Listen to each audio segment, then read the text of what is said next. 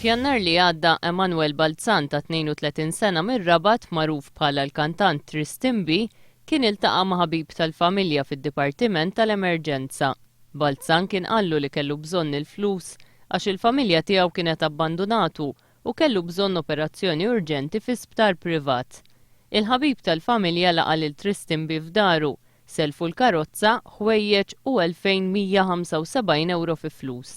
Meta ma baqax joqgħod aktar miegħu, Balzan irritorna lura l-karozza bil-ħsara u l-ħwejjeġ, iżda l-flus baqa' ma tomx lura.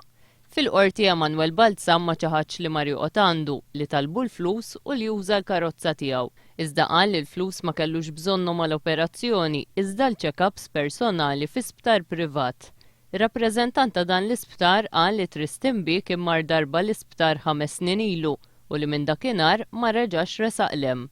Il-qorti tat lil Tristimbi sentenza ta' 9 xhur ħabs għax qalet li l-provi juru li kien qed jivvinta l-istejjer biex in-nies jitħassruh u jselfuh flus li ma setax jirritorna. L-akkużat kien diġà nstab ħati ta' atti kriminali simili fil-passat.